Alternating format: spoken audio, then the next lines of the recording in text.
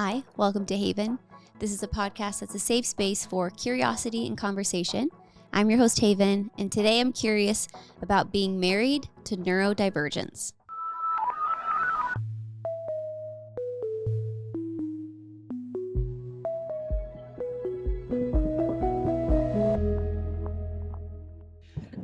Should I reference? Just trying to help a sister out. A sister. A sister. Are we counting this as recording right now? I'm down. I don't know. Yeah, man. No. Okay, well, welcome. Okay, welcome my guest, Aaron. And I feel like even with that topic title, what's the opposite of burying the lead? Is it like giving away the punchline? Oh, I love doing that. Yeah. Well, it also feeds into I got a joke for you. It feeds into the topic of being married to neurodivergence because probably a surprise to no one, you are not neurotypical. No. Can I tell the joke I wanted to tell? Yes, please. So, how do trees log on to the internet? Oh no, I did it again. Like it happened one time where I told it wrong, and now I have to tell the joke wrong every time. How do trees access the internet? They log on. It literally happened at dinner where you said it just like that, but a little more. I got really excited. I was super amped because it's a very funny joke. It's not really funny, but it's one of those stupid jokes. But I just got so into it, and I was like, how do trees log on to the internet? Oh, no. And I would, play up the whole oh, stupid. Yeah, every time you retell it, it gets a little bit more dramatic. Yeah, for sure. But anyways, so the topic, neurodivergence. I don't know if I can speak to that because I'm not married to myself. You're married to me. True. So what has this experience been like for you? Yeah, that is the angle I want to take because there's a lot of content out there about neurodivergence, but I kind of want to take the approach of what if you're someone who is neurotypical, married to someone of neurodivergence, and what does that look like? The first thing that comes to mind, though, is when you got diagnosed, I was talking with my mom, and she was like, well, how does that feel for you? Like, is there any kind of identity change or question or thinking of wow, I married someone, and I won't give away that part we'll save of whatever your official diagnosis is. But, and I was like, I just don't think it changes anything because I've said for years, I fell in love with your mind. And that is the most attractive thing about you to me is that you are so off the wall and you do think in a different way. And there's actually a clip of me telling you that went viral on TikTok years ago. That should have been our indicator where everyone being like, man, this would be the goal is to have someone love me for my mind and my quirkiness and, my differences and to be seen that way. And I really do believe it's true is the only thing it would make me question is, I don't even know if I could have fallen in love with someone neurotypical. There is something that's almost one of the most attractive things about you to me. But being married to it, especially as you're now kind of finding more about what it means for you, because you were diagnosed way, way late in life, that's the only thing that's been a little bit of a challenge for us of you kind of unmasking, identifying more about yourself and that aspect of things. I think for me, I've been looking at my life, and the biggest thing with this whole neurodivergence thing, I knew I was thought differently, just based on how I interact with people or how clumsy my conversation might be or certain things. I think oh, okay, I guess I'm just not skilled in this area or whatever it is. It never really crossed my mind. But as I look back, I can see it and think, oh, this was when I was a kid living with different family members. My childhood was very chaotic. I bounced around between different family members who were taking care of me, basically, and my brother. As I look back at my life and see as I was growing up, the challenges I had or difficulties identifying emotions and all these things, I had to kind of learn how to not put on a face, but this idea of masking, it was just subconscious. I wasn't really aware that I was doing it. I was just, okay, this is how I have to survive. I have to fit in. I have to connect. I have to listen. I have to be engaged. And I'm learning from all these I'm really grateful that I had such a diverse upbringing in that I was around a lot of different kinds of people, my family, who loved me and were helping take care of me in their own way.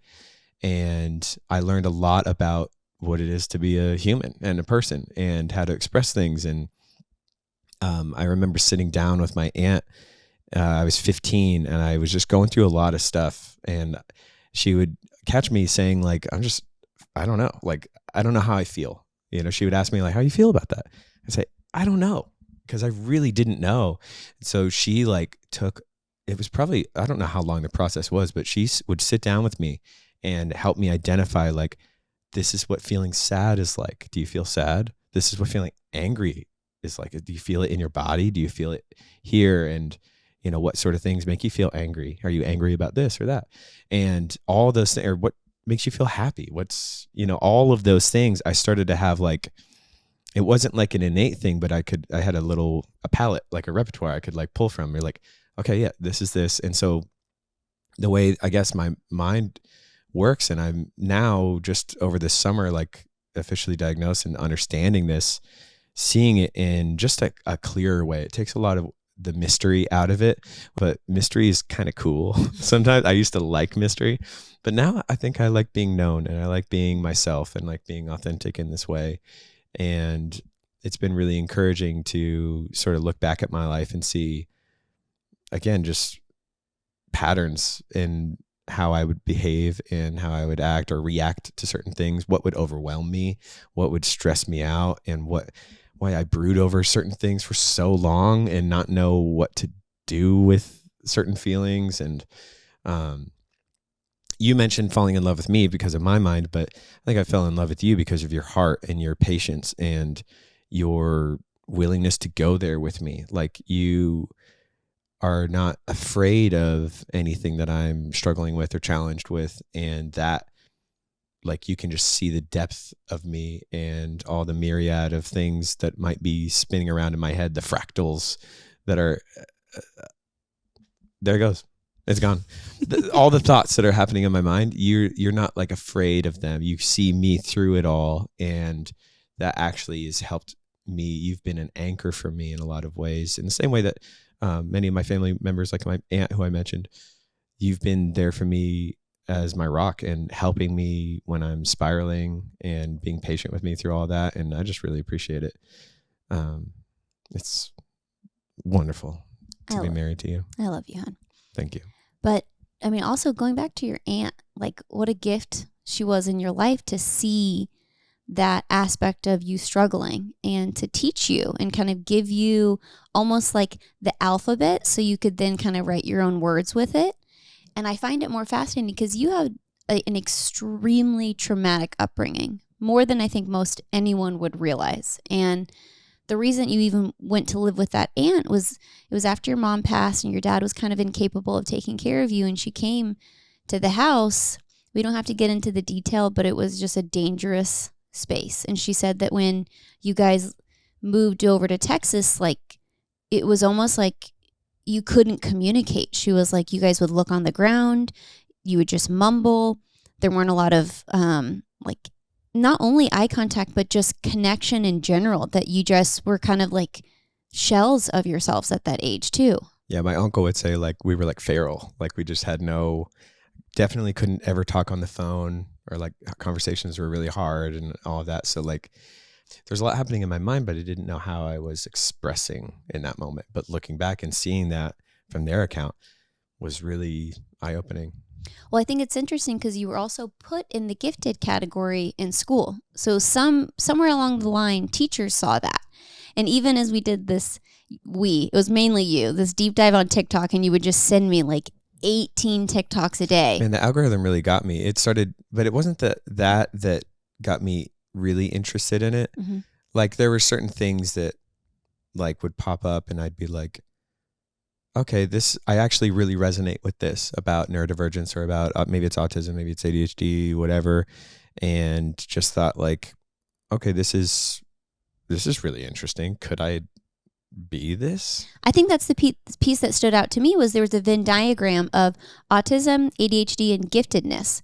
And it was saying they're very different aspects of it, and some of them overlap in different areas, but I never knew that gifted was also a part of the spectrum. And so you had said that before, and I just assumed that that was like, oh, it's the really smart, really bright kids. But it's actually a very different scenario too. And so for you to have been put that category as a kid, I wonder like if there were markers that you didn't realize or the adults that were around you weren't able to pick up on. And I'm so glad your aunt stepped in, but I'm also like, you didn't have any of like the care or tools to help you that like an early diagnosis or more of an involved parent at a young stage would.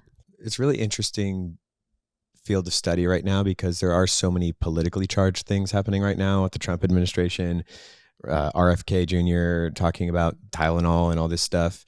I don't have the history in my life to know if my mom was on Tylenol or not because she passed away. And so for me, that's not, it doesn't matter necessarily, right? Like the source of it, the reason why, at the end of the day, it doesn't really help me to know. Like I'm still having to live my life here on earth and interact with human beings. And how will I survive? How will I thrive and move forward and build relationships and become a strong person? When it actually comes to my life, I don't need to know all the history stuff. I need to know what's going to help me like now in this moment and for my future. That's more important maybe than the causes of certain things. And I honestly too, I'm very high function. I don't have debilitating things. There are people out there who are really struggling and have like high needs and are going through a lot. And so that's a whole other dynamic. In this conversation, we're just talking about relationship, neurodivergence, what that looks like. So what's going to help me here and now in this moment? How do I live my life? How do I make friends? How do I build strong relationships? How do I even just become the best version of myself? That Venn diagram, it says explicitly on it, it's not a diagnostic tool. But I looked at it and was like, but a lot of those things, that describes what is happening in here. Uh-huh. And so seeing that prompted me to think like, okay, actually, I am really interested in this. And then coincidentally, my friend introduced me to this game, Magic the Gathering, which is like a collectible card game. And I suddenly became obsessed with it. And I'm into things, but like usually when I'm into things, it's like musical stuff. And music actually was kind of like my language before I really knew how to talk to people. Like I'd be very quiet and reserved or whatever. And that doesn't really seem like anything, but like music was like how I would express it. And a lot of times when I was a kid, it was like metal. It was like really loud music. Anything where they broke a guitar or did something unique, I was into that. And then that turned into things like when I even moved out here to LA, like. Well, no, even music, your guitar pedals, you had like you would carry around luggage and you would. No, it was a spaceship. It was a giant spaceship. You would like sell and trade and get the perfect amp and pedal combination and gear. Like that was like the gateway that walked so Magic the Gathering decks could run. That's amazing, actually. That's the first time. Also, you would play through computers and then before that, it turned into synthesizers and modular stuff and just all the connectedness, connecting and interaction. Tweaking. But then it turned into cooking. And then it turned into like different ingredients. So and music and cooking are pretty passable things. But then I got into this insanely nerdy card game and I'm having this weird wake up call. Like, I mean, I know I'm nerdy, but whoa, this is like, why am I thinking about this all the time? And I started to recognize the pattern in my life. Like, oh, I'm just hyper fixating on this. This is like taking up a lot of my mental, I don't know. I like it, but it had no business being so obsessive, if that makes sense. It does. And I almost want to pause there and bring it back to the relational portion of it. Well, like even going back throughout dating, like you and I went to different schools. We would see each other at church or playing music, but we would see each other even dating, maybe if we were lucky, twice a week. Like we lived separate lives and I loved it that way. Like you were never my world. I was never your world. We were just we started best friends and we became in love.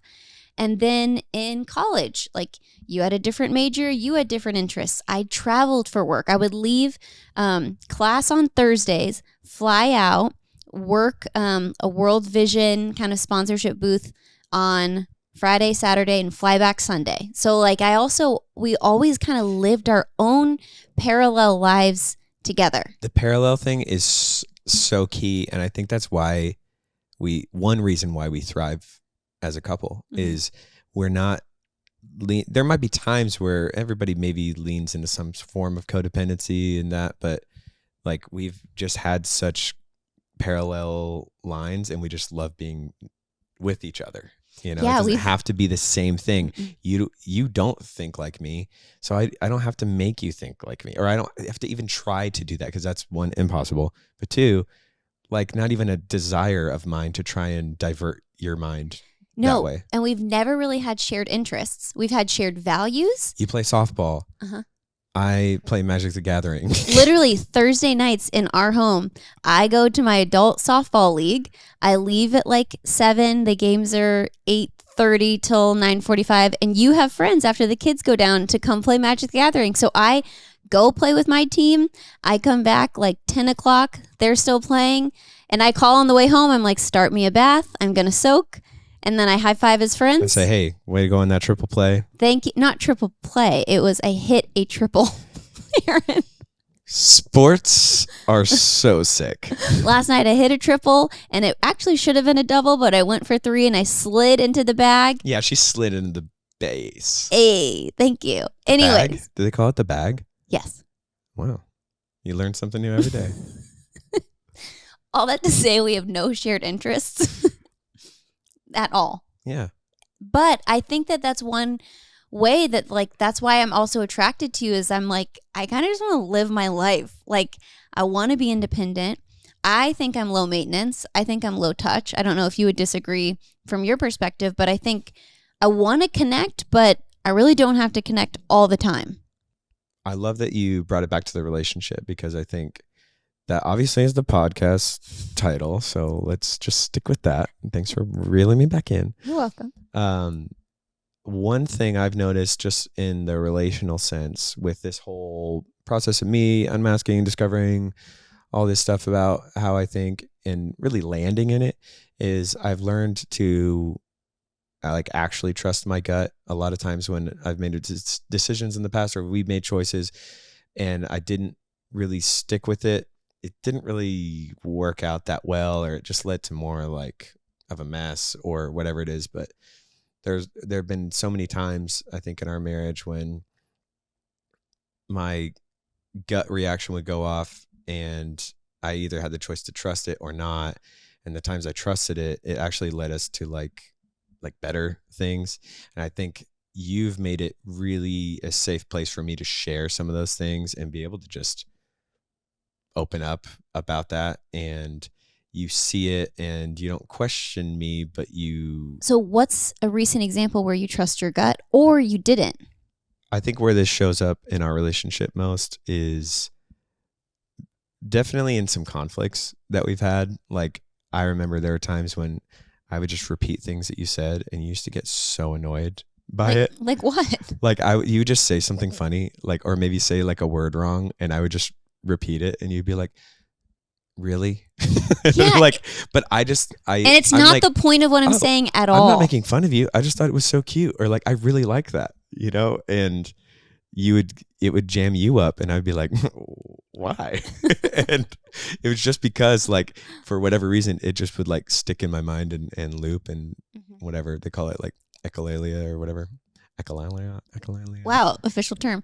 Well, I think on my perspective, one thing that I realize, especially your pattern connection, like that recognition, I realize that it doesn't matter. As long as I voice my needs and the outcome is that my needs are met, you don't have to have come up with the idea or like think of something revolutionary. Even we were going on a walk and you were like, how can I be a better husband? And I was like, well, you know, lately you've got so much going on that I don't get any like random, hey, I'm thinking about you, or I brought this home because I saw it and it reminded me of you. I was like, I just want to feel like I'm in your mind throughout the week.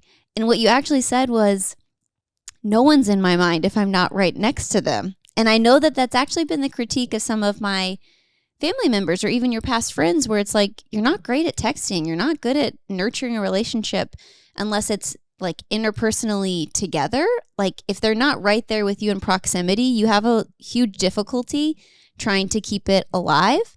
And so I was like, whoa, like I didn't think that was with me. I thought that was with other people, not just even our most personal relationship. But then once I realized and not taking that personally, I was like, I don't care if you set up a reminder on your phone every day at 12, text Haven something. I don't care. As long as I then came into your brain and we had that connection and I felt like we had something. So if you have a system for it, it doesn't make it less romantic to me because that's just how your mind works. I also kind of have to, in my head, go, if my needs are met, it doesn't matter what way you take to get there. Like, it doesn't have to be this like, oh, you know, he thinks about me all the time, or he saw this and it came up. Like, so romantic. So romantic. Like, the reminder, so romantic. Yeah, but you also said, doesn't that diminish it if I have to lean on something? And to me, it doesn't. I really don't mind. That is the most freeing and loving and kind thing you could do for me. Just allowing me to use the crutches and not expect me to, like, you just love me for who I am. And that is something truly profound. And I really appreciate that. That whole dynamic is probably the number one conflict we've had lately, like over maybe the last 2 years, me going through this whole process, because I've been in some ways very self-absorbed with this whole thing, because it is kind of like, whoa, this isn't exactly what I thought my life was like. But now I'm seeing it and taking steps forward. I really am just like, okay, how can I like when we were on that walk, I was truly just like, how can I help? Because I'm struggling. I know that it's affecting you in how we interact, and it's taking up a lot of our conversations and, you know, all that. But I'm taking it to heart and doing those things to create a system in my life. I'm doing it in a lot of ways, but you're my priority. So you're getting the best part of it, that like, okay, yeah, I have to set a reminder. Like if I see Haven call, I have to take it. And then sometimes when I see you call, it's like, oh, I didn't call her. Like I feel ashamed in that way. Like I feel bad because I know you want that. You want those check-ins. You want that. But like I'm working on something. I'm like cooking and going, and like it's just not there. It's just maybe my focus can be so narrow. But having this system, starting to build that, I think it's making a difference. And even this is like hot off the press, or like fresh out of the oven, or like, let me get like 5 other analogies to say it's like I was like, right now. What a setup. The dynamic of us, when I'm calling you on the way home or you call me on the way home, I have to not be the first one to speak. I have to ask you first. It works better for our relationship, our marriage, this dynamic right now with me being the way I am and you being the way you are, which is wonderful. I have to ask you first. Otherwise, you ask me how my day's going, I'm going to just spout off and like go through everything. And then like the calls, like I'm already home, or the doors, like I'm at the door, I got to drive in through the garage and they're going to cut the phone off. That's what we kept running into, is we would talk and I would ask how your day was. And then I would do some thoughtful follow-up questions. And then you would be like, okay, bye, see you at home. And I was like, really? Are you serious? You didn't like not ask me a single question? Anything about like, my day. Oh my gosh. I feel horrible because I just went off and about this thing I'm excited about, or, you know, something hard is going on, whatever it might be. Like that dominated it. And it's just because I'm excited to share with you. And that's how I show love in a lot of ways. But it was hurtful. I hated it. What I'm seeing now is the value in putting you first. So it's like, you're so courteous, you're so lovely in the way that you like, hey, tell me about your day. You're like, hey, how's it going? And I'd start going, and I have to like, I'm doing this funny thing where it's like, no, how is your day? Like I'll just like switch it. And I don't know if any other couples like deal with this. I'm imagining so, but that shift is, I think, the gateway for us to have like a way better future in our conversation. I think it's going to relieve you from feeling left out, and, I could talk about whatever, whenever, but I think putting you first, it actually, it sounds so funny and basic, right? But in the conversation, me jumping in first and asking you how you're doing, I've made that a real priority and a goal. And that's something that I want to continue in and get better at. Yeah. And it helped me a lot because I don't mind, like, I don't necessarily have to go first. I just want to be asked you it definitely, all. yeah. And so I was thinking, I don't mind asking, but then in the end, in my head, I'd just be waiting. And it was almost like I was holding it over your head. Like, is he going to pass this test? Is he going to ask? And then when you didn't, I was doubly disappointed because I felt like I would be waiting. And I don't mind if I go second, but I think what you're saying is the system we have in place is you need to ask me so that I can answer first, and that you are definitely checking in on me. And then we are naturally going to go to you. Because in my mind, I have no problem asking about you first as long as we eventually get to me. But we realize that just doesn't happen. Like, once you're on a track with something, you can't. So it's, again, I feel like the systems help us a lot. And that's also one of the biggest tension points we had over the last 2 years is I was saying it's the same on the walk of I want you to think about me. And then we have a weekly date night every single Friday night. Like, it is something that we keep as sacred. And the next Friday I said, well, you didn't check in on me at all. And I said, and I literally said, I gave you a layup. I gave you the target. I gave you the steps, and you didn't. And again, I'm terrible at sports. So a layup is in baseball. I'm just kidding. I know. I know. Yeah, that's been a huge point of contention for us.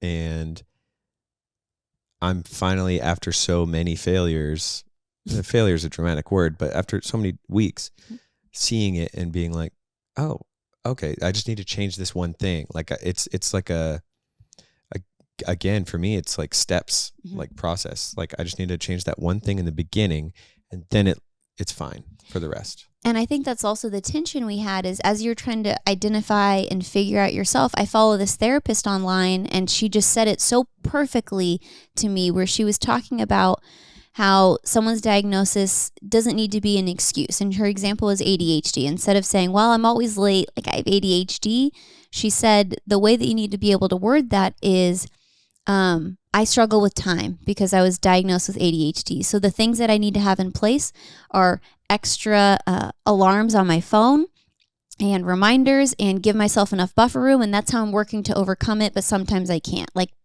it was her example of saying it's not just this blanket statement of I have this, and so everything needs to be excusable. And that's where in our relationship it got the most confusing for me, is because I want you to be able to figure things out. And also, like, you use the example of saying self-absorbed. That was one thing that after I said, we've been talking about this theme already for a year, and you're really going in this deep dive. I said, but it's all you want to talk about, and it's kind of making me feel like you're self-absorbed and you're not caring about the other aspects of the relationship or what else can be happening outside of this deep dive.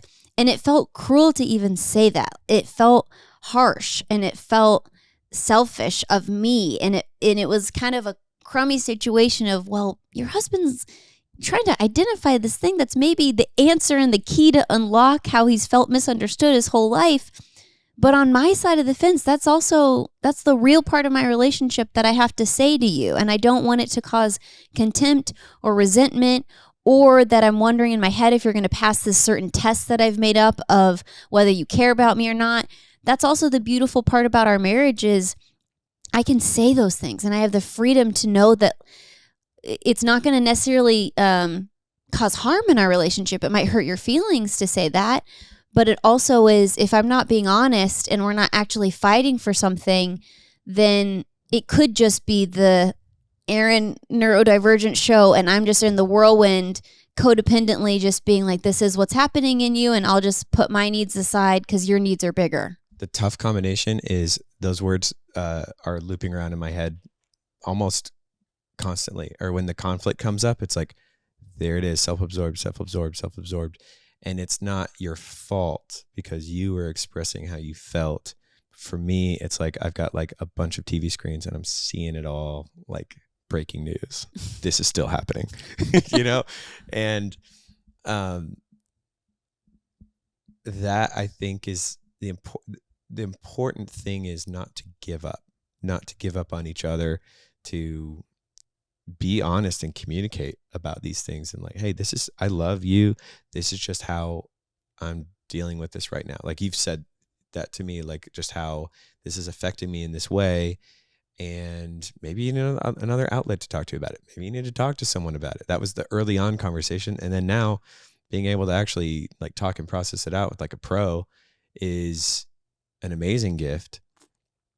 And I think it does take the pressure off of me just dumping to you, because it is too much for like one person to be like the catcher for all that stuff, Yes.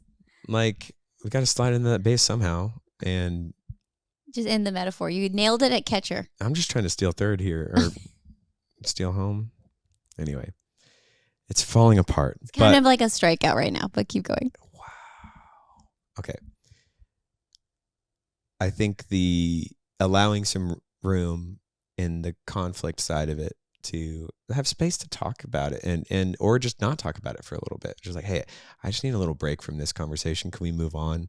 That helps me like, oh, okay, I'll just change. Like, cause I'm just doing it because I find it fascinating and interesting. And you sometimes think it's interesting and fascinating. Other times you think I've heard enough. Like I'm good. And it's not, you don't do it in a cruel way. Like that was one fight where the word self-absorbed came out. And I'm never able to live it down. I said no, it no, one no, time. No. It's just maybe I think a part of me healing too is like seeing it like it's not trauma in the sense of it was so dramatically traumatic, right? But it like they call like if you go to the ER and you have like a little scrape on your arm, it's like, oh, there's trauma on the arm. Like it's just a scrape. Little T trauma. Yes. But the definition is like whatever trauma. So it's like you can call it that, but at the end of the day, like this will heal and it will move on. Like it's not worth holding on to in that way. If that makes sense. It's worth letting go and letting it fizzle out. Focus on something else that's more important. I want to hear about masking. Like, how do you feel that you did that before, and now how are you removing that? I think a lot of it is just being an observer of people. Like when I was a kid, like a teenager, I just kind of felt like, especially moving to a new place, I moved to Dallas and I was in a totally new school, and I just kind of felt like this benevolent, like alien, like just meeting people. And I was trying to be myself, but I was also like quiet wasn't my identity, but I was just quiet by nature of like, I'm just like trying to figure out who is this person? Oh, maybe this could be a friend, and I'm just making my way through a new school, meeting people and making friends, and then going to a church and meeting your brother, and then eventually meeting you, and oh, this is a safe place for curiosity and conversation. But even though I was making my best effort to connect and all of that, I just wasn't sure about a lot of things that I felt or had to interact with people. So some of it is just like I learned things, like there's norms and cultural things that you, I guess, just pick up as you go. And I'm like having to be really aware of them as I go through. And it's at some point it's fine, but after years and years, it can kind of be like exhausting. Like I think when it came to a few years ago, I just felt like I just can't possibly take any more information in. Like it felt like my hard drive was full, and I went through like maybe a series of little burnouts, just like what am I doing? Like, who am I? Like, what is, I just feel like I can't, like, there's just too much happening. I was overwhelmed by a lot of things in life. And then started the process of like, okay, well, let me just like start from the core of who I am. Let me let this out. Let me just be, I think I've experienced enough life now to know who I am and just be that. And well, our friends even were saying like over the last couple of years that you've come more into yourself and you've allowed yourself to be weirder and stranger and more what those closest to you knew you as, but you're being more free to be that on other people. They're like, I love that Aaron's relaxed and he's letting loose as to who he is a little more. So moving to LA, I noticed some friends of mine would say, new friends, they're like, you're kind of hard to read. And I'd be like, really? Like, I'm trying to like go out here, but it was the same kind of thing as when I was in that move in high school. I was like, I'm just like learning, like, what's going on here? Who's this? Who's that? Like, what's the social dynamic, norms, culture, all of that stuff, and seeing it and learning it. But eventually one of my friends was like, hey, you really like learn to be yourself. And it might've been something I was wearing or just being or doing and like not caring about any, certain things, like just, all right, this is just who I am. Like, I don't know, I was super into online ceramics stuff for a long time. It's like, yeah, I'm just going to be like. You only wore tie-dye for 2 years. I felt like a space hippie or something like that. Well, going back to earlier, you said alien, and I remember asking, there was this one person, you were talking about how much you enjoyed connecting with them, and I said, what do you think it is about them? And you said, well, I feel like an alien, and I'm just off in space, and I feel like this person is another alien. They're a different species. Like, we're not the same, but we definitely connect. We're like, check out these earthlings, right? Yeah. Well, then my follow-up was, if you're an alien, what does that make me? Like, what's our relationship? And you were like, oh, you're the human astronaut who knows all about my species, and you've come to visit and collect data, and you know me, and we're not the same. And you go back to Earth, but you know a lot about me, and you really care. And I don't know how I felt about hearing that. I just was like, oh, okay, we're different. We're very, very different. Yeah, that's a really weird way to describe things. I'm do you, sorry. Do you disagree with how you described it? No, I get it. When was that? That was probably like college. I don't know. Yeah. It was probably 10 years ago. Yeah. Weird. I know. Okay, well. I like it though. Okay, babe. What's your favorite fight that we've ever had? Favorite? Your favorite fight. Okay, the first one that comes to mind is when we had Disneyland annual passes, and it would take like an hour or an hour and a half to get there every time. And we are just car fighters. We just now know we can't fight in a car. But you got so upset that we had to pull over. And then my thought was like, wait, are we going to Disneyland or not? We fought a lot of times on the way to the happiest place on earth. That could be the descriptor of our entire marriage. But we've created a course called How to Fight Better with our actual marriage counselor, Dr. Jonathan Cood, who's helped us through many fights throughout the journey of our relationship. But he's given us helpful and practical tools of how to fight better. And we really wanted to share them with you guys. We didn't have a healthy model of conflict growing up. We had to learn these. And so we really wanted to be able to break it down. And it's so much bigger than a podcast episode. These are important things where the modules are small chunks. You watch them with your partner, and then you have an entire discussion together. We're really, really proud of it. It's something that's helped our relationship thrive. So if you go to joinpillowtalk.com, you can get How to Fight Better. It's out now. Okay, back to the episode. So when it comes to my friendships and relationships now, it's been a really helpful thing to have people close to me, not just you, but other friends who are able to see me and think like, wow, you're really being Aaron right now. And that's a really comforting statement, because it means, okay, I'm not trying to act like someone else or imitate anybody else. Like, this is just coming straight from in here. I got that dog in me and it's coming out. Okay. But when it comes to the actual like diagnosis thing, I was a bit wary of doing it, but I needed to know. Like, some part of me was just mulling it over for so long. I'm like, either I'm completely insane or it's this. And I would toggle back and forth between those so often. And I think that's what was a bit exhausting in our relationship, was just like, I was exhausted going through all this stuff, and it just spilled out onto how we were dealing with things. And I didn't get it because I just was saying, well, just go get a diagnosis and talk to a professional. I was like, nah, I don't need to do all that. And it was actually really tough to do that. Eventually got connected to a doctor, and talk about the pre-email too. So I emailed the doctor trying to get an appointment, and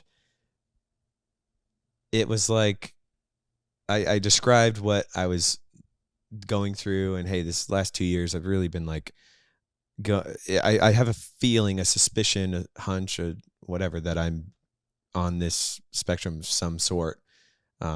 I can function, I'm living my life, but like I'm burning out because XYZ.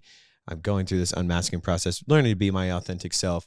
I'm becoming more successful. I'm taking on more responsibility, especially things like work and in our relationship and friendships, all that stuff. I'm showing up a lot more, but suddenly I'm like completely like gassed. Anyway, I really just want to know, like, is this legit or not? Am I on it? Am I not? Like, what's going on here? And the doctor replies with like, sometimes we can meet and discuss it more and just the process and all of that testing and whatnot. But then at the end, he says, P.S. this is not a official thing, but like, he's seen so many neurodivergent people, he's neurodivergent himself. He's like, the need to know, and going through, you've already done like all these tests on your own. You've been to the websites, you've done all the assessments, and you have your answers.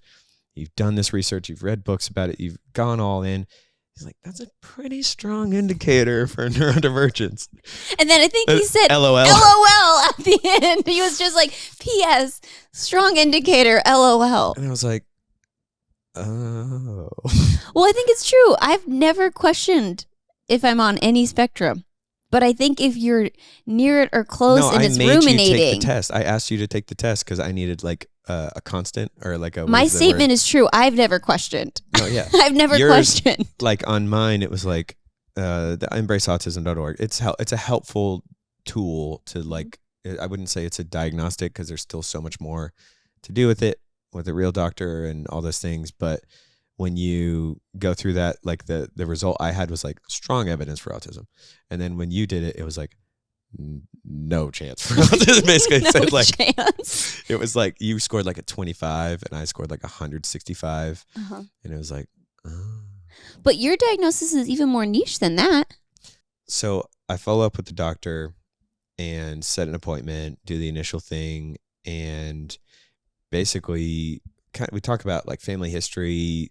There's a lot there that I could unpack, but just in general, the end of the call was like, yeah, pretty much like could clock you immediately on it. Like it's, there's strong evidence for that. And then leading to more assessments and things like that to land on that.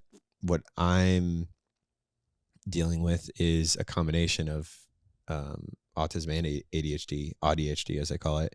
And it kind of feels like sometimes you get like a diagnosis for something, you're like, oh no, like, oh, I'm so sorry, or like, oh, whoa, like that's crazy.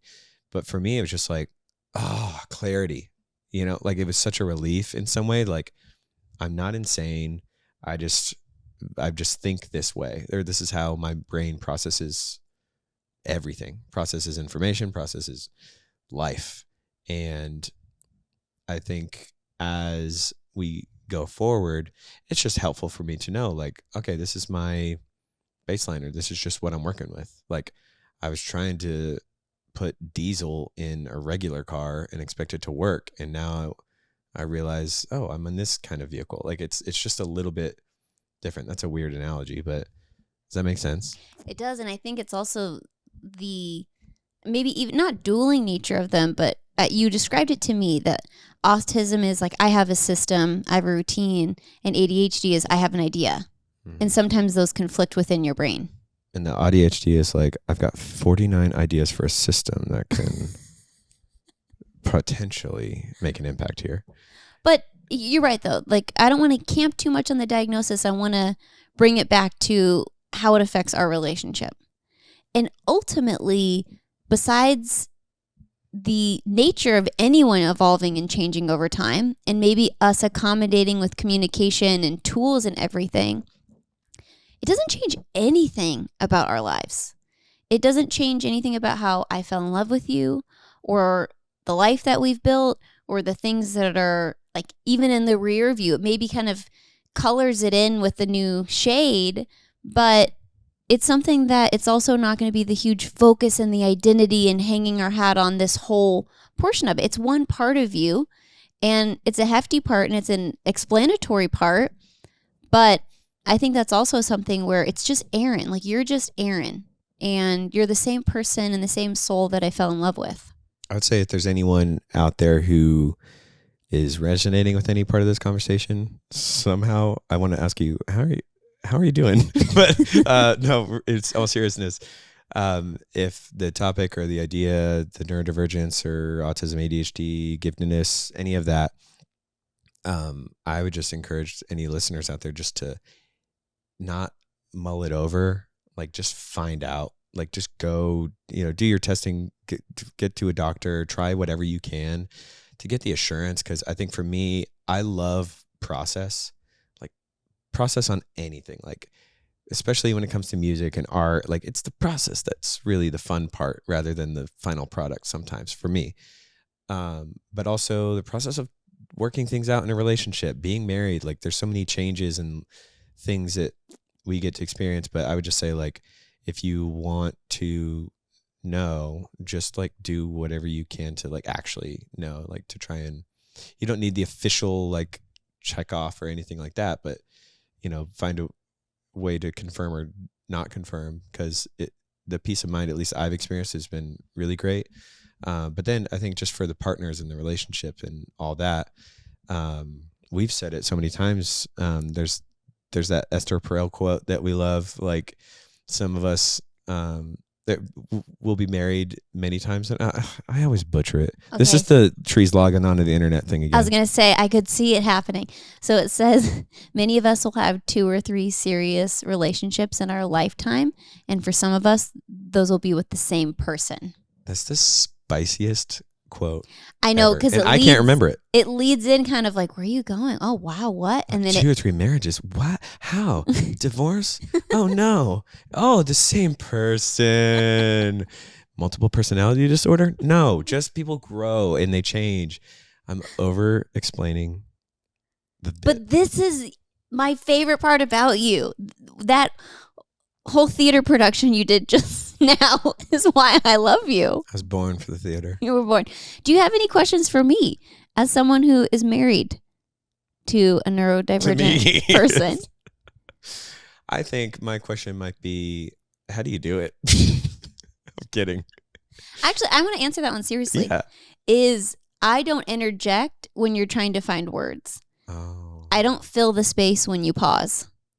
I don't try and assume where you're going or help you when I see you struggling. I allow you to struggle until you ask for help or until there's a big enough gap or a pause. I don't try and hyper control when your brain's trying to connect things.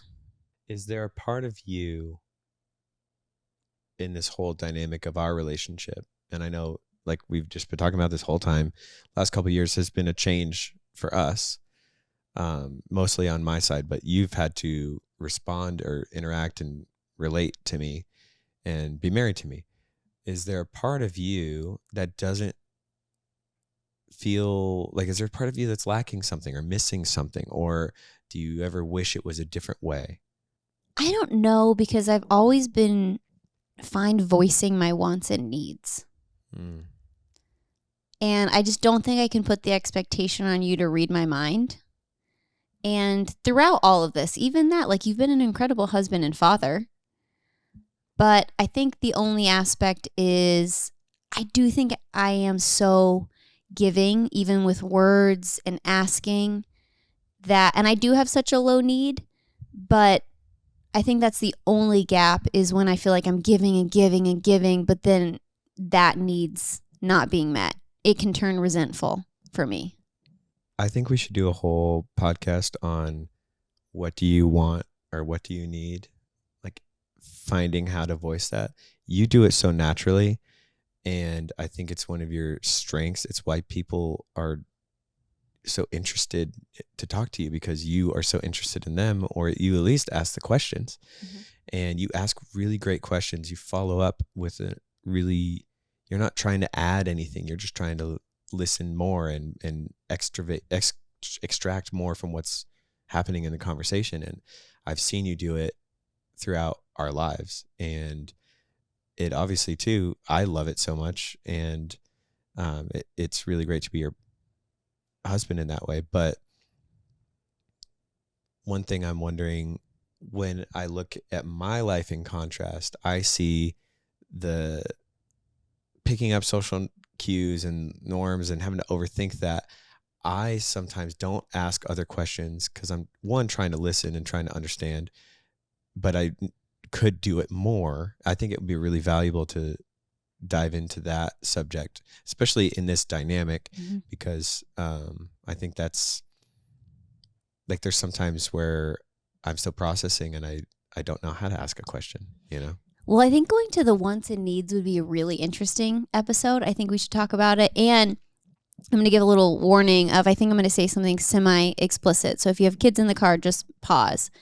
But I was talking to a girlfriend or something about like some type of thing. I'm not crazy about sex life or whatever, but she was basically saying it was kind of frustrating that her husband wasn't talking to her about like her side of the fence. You know, he would have his, and she's like, I'm not quite satisfied. And she's like, have you ever had that? And I was like, no, like I know what I want in sex, and Aaron's gracious to have learned my preferences. And now it's almost like he has, like, again, like all of the colors, like whatever he wants to paint with, he knows the colors that are my favorite. I was like, but I've never put it on him to understand like what I like or don't like. I'm like, oh, I love it when you do this, or I love it with that. Or we talk about even just the respect of making sure each person's satisfied before transitioning to whatever thing. And so I do think sometimes as females, it can be a little taboo to say what we want or need, or to even stand that we deserve that. And I don't say like we deserve everything, but just to believe like, no, I'm worth having needs met. I'm worth voicing my needs. It doesn't mean it's always going to happen, but at least I can say it and go for that. And I think it's a crucial piece that translates to all of life, but even down to even your intimate sex life space of, do you know like what feels good to your body and what you prefer and how you like your partner to start with you, and then the middle, and what do you prefer after? And I also just try and make it easy for you. And it's not to say you have to do exactly the right things or control, but I want to set us up for success. And I feel like the way to do that is to say, here's what works for me. Sometimes like, is that all? Would that be all? Is it the usual? Because I've been working on a new recipe. Oh, okay. Yeah, sure. Here. Okay. Here's the usual. It is. But you're like, that's just what works for me. And I'm like, okay. Like, and this is a totally different podcast now. I know, but it is kind of like, I mean, sex is kind of like a menu. It's like, what do you want for the menu tonight? And my hyperfixation is the food. I'm not. Is cooking. I'm not going to ask. Is the cuisine. This is so crazy. Okay. But going back to just the nature of our relationship and the dynamic of us together, I remember years ago hearing Amy Schumer talk about how her husband was diagnosed autistic later in life. And I remember that struck me because I thought, forgot about that. It was kind of revolutionary to me at the time. I didn't hear a lot of people talking about that. Yeah. And I also was uneducated and didn't realize the spectrum of autism. I really thought it was only like my friends who had autistic children, it presented in really different ways. So I didn't know that you could even go hidden or masked for that long. I thought it was presenting and pretty obvious early on. And so I wanted to talk about it too, is to kind of open the thing of maybe anyone who's known you and knows autism, it probably wasn't a surprise, but I think it's really cool to be able to talk about being married to someone who's different than you and how to navigate it, whether it's something in your mind, something in your body. But I just remember how helpful that was later on, knowing that about her when it happened to us. I was like, she seems super smart. She seems super capable and successful.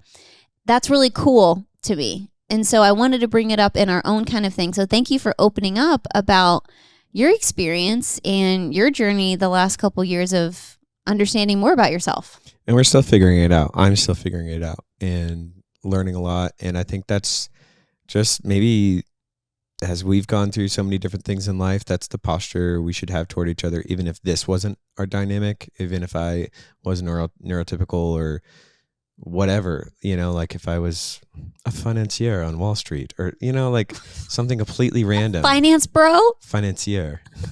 You know what I mean? You know what I'm talking about? No. No? Okay. Well, if I was just something else, if I was a bologna sandwich and you were a doctor, like we'd have to figure out our differences. A doctor would marry a sandwich. I'm just saying, like, there's differences no matter what labels or diagnosis or whatever is the dynamic. And the important thing is to have an open mind and be willing to be with each other through change. That's the hardest thing I think about life and marriage is there are changes, and some of them you can anticipate, some of them you really can't, and some of them are hard to believe, when they do happen. And it's just, I think, still looking at you as you've changed, you become a mom, an entrepreneur, all these different things. You continue to surprise me and impress me with how you handle yourself and how you grow and thrive and change and struggle and change. And I think just, again, reiterating what you said earlier about the parallelness of our relationship, it's not like we're trying to crash into each other and become the same. It's we're now joining together. Like there's that those old school movies where like the man and woman would be like, it's like black and white movies. I don't even know the movie. There's just, I've seen this happen in movies, or maybe it's just a romantic thing that we do where like they look at the moon and instead of kissing, they go close and they just like turn cheek to cheek like that. Yes. Like that's kind of, I think, how we've interacted together. And I think for many other couples, it might be a healthy way to interact too. So you don't have to, it's not clinging so much as it is, let's run together. Let's be besties. What you said was so thoughtful and I just sentimental. couldn't land the plane. No, I just kept thinking about how your example of metaphor was a bologna sandwich marrying a doctor. And the doctor's like, you're not good for me. You're processed meat. But the bologna's like, please.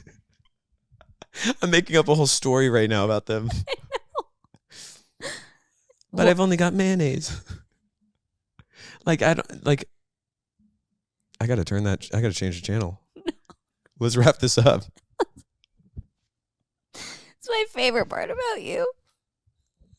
If you're listening, Haven's crying. Because I'm laughing at the She's story. She's overwhelmed with emotion because the bologna, I guess, can't be with the doctor. Star-crossed lovers. Separated by nutrition.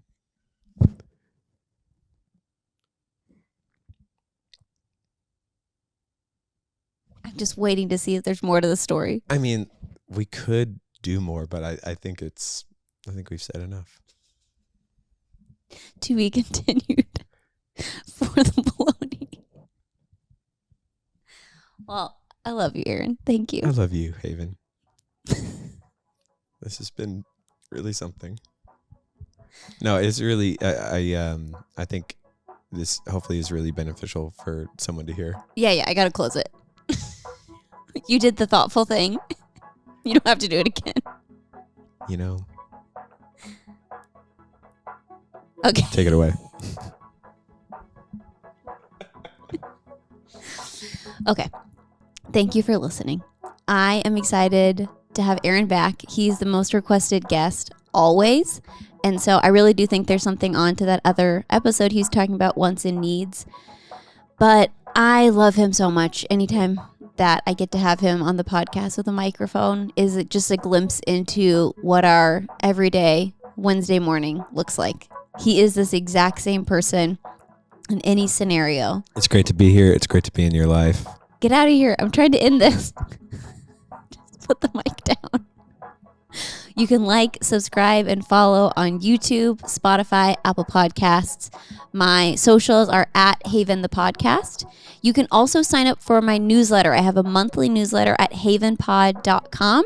Talk about a couple different things, whatever my musings are for that month, but it keeps the conversation going, and it can let you know if I have any live speaking in your area or an upcoming book club or just any type of details that you don't want to miss. So I will see you on the next episode.